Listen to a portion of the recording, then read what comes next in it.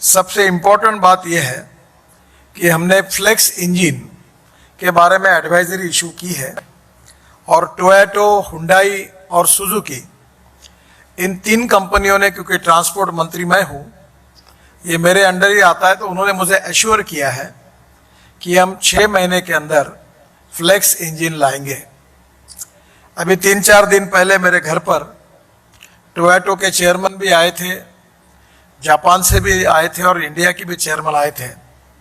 तो green hydrogen के ऊपर कार हमने लॉन्च की पायलट प्रोजेक्ट करके।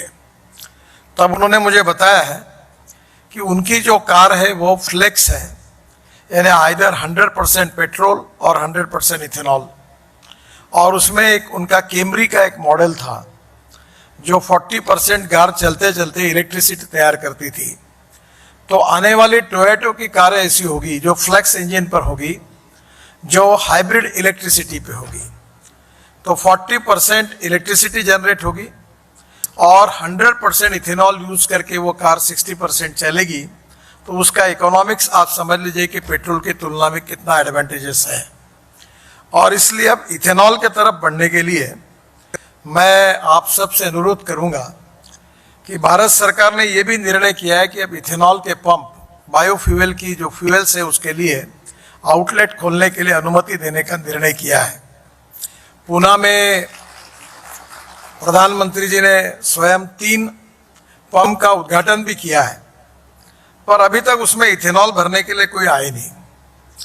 इसका कारण यह है कि अभी हमारे 2 व्हीलर सेक्शन में विशेष रूप से बजाज ने उनकी मोटरसाइकिल फ्लेक्स इंजन पे तैयार की है, टीवीएस ने भी तैयार की है और दोनों की मोटरसाइकिल लॉन्च करने का सौभाग्य मुझे मिला है। अब हीरो ने भी तैयार की है, उस दिन मेरे घर पर आए थे, उन्होंने भी तैयार की है।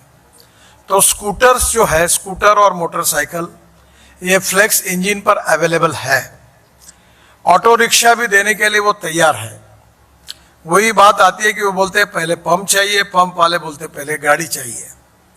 तो मुझे लगता है इसी में पहली बार आज ऑटो रिक्शा भी अवेलेबल हो सकती है, स्कूटर्स भी अवेलेबल हो सकती है और कार भी अवेलेबल हो सकती है। तो मेरा सबसे पहले अनुरोध शुगर फैक्ट्रीज वाले जो है, जिनको इथेनॉल मैन्युफैक्चरिंग करते हैं, उनसे मेरा अनुरोध है कि वो अपने कारखाने पर और अपने एरिया में इथेनॉल के पंप तुरंत खोले।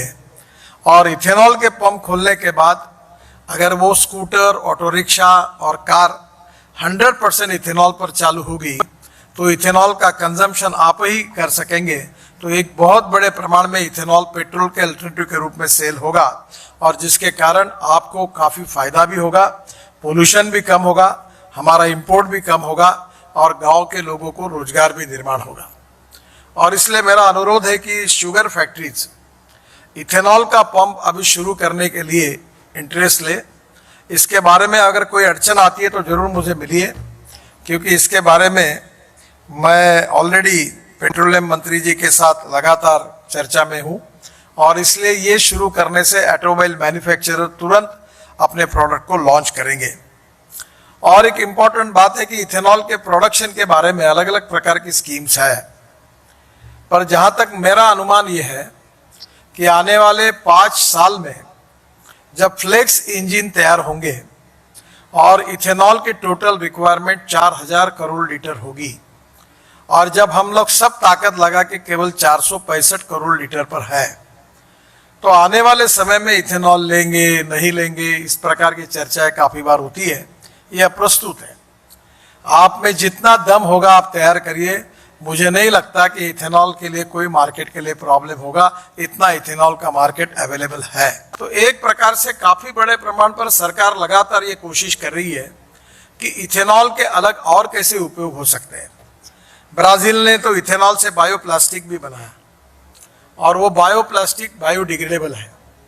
तो मुझे लगता है कि धीरे धीरे बीच में उसकी भी ट्रायल हिंदुस्तान में हुई थी और ये पेट्रोलियम प्लास्टिक की तुलना में उसकी कीमत लगभग बराबर थी। पर अब ये पेट्रोल और इसकी जो कीमतें लगातार फ्लक्चुएट होती थी, उसके कारण ब्राजील की वो इंडस्ट्री अब फिलहाल काम नहीं कर पा रही है। मेरा आपसे अनुरोध है कि आने वाले समय में इथेनॉल में काफ़ी रिसर्च हो रहा है और अभी जो ब्राज़ील की कंपनी है एम्ब्रिल, जो छोटे जेट बनाती है, उन्होंने ऑलरेडी इसमें काफ़ी काम किया है और मैंने एक ग्रुप की मीटिंग भी ली है और हम कोशिश कर रहे हैं कि एविएशन इंडस्ट्री में भी इथेनॉल का उपयोग कैसे हो।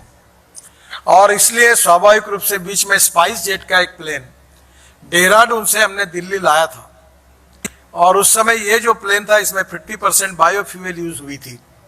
तो आने वाले समय में एविएशन में आपको मालूम होगा 2 साल पहले 26 जनवरी को जो हमारे दिल्ली में फाइटर जेट उड़े थे उन सब ने 100% बायो इथेनॉल यूज किया था।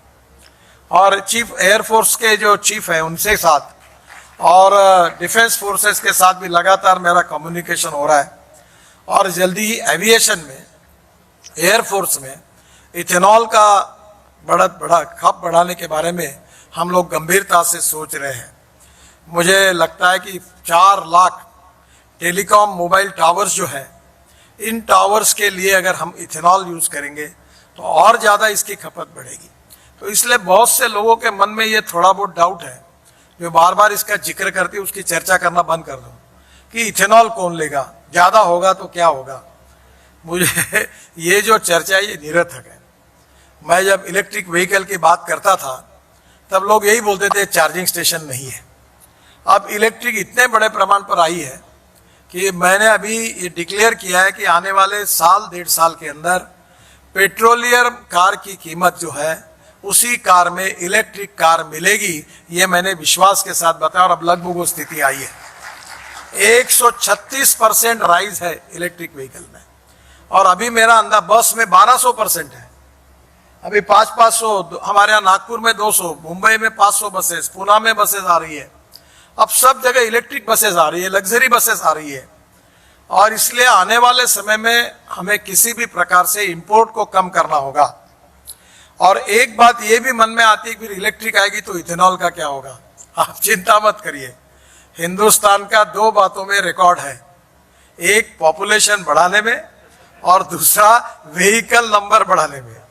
व्हीकल पॉपुलेशन और जनसंख्या दोनों बढ़ाने में हिंदुस्तान की जनता का विक्रम हर समय वर्ल्ड में पहले नंबर पर रहने वाला है। आप चिंता मत करो।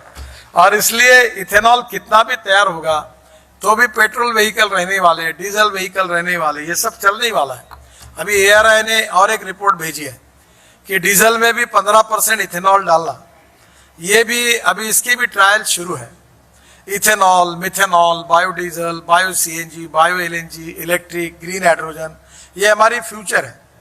और हम लोग एनर्जी इंपोर्ट करने वाले नहीं, हमें एनर्जी एक्सपोर्ट करने वाला देश बनना है। और किसानों को केवल अन्नदाता नहीं कहना है, तो किसानों को ऊर्जादाता बनाना है, क्योंकि अन्नदाता बनकर किसान की गरीबी कभी दूर नहीं हो सकती। अब अन्न बहुत सरप्लस हुआ है, अब ऊर्जा जो है उसमें हमारा शॉर्टेज है। अब किसानों को ऊर्जादाता बनाना, diversification of agriculture towards energy and power sector is the need of the hour. और यही बात को अगर शुगर फैक्ट्रीज वाले और गंभीरता से लेंगे तो मुझे लगता है कि ये परिवर्तन बहुत जल्दी होगा। और इसलिए फिर से एक बार मैं आपसे अनुरोध करता हूं कि शुगर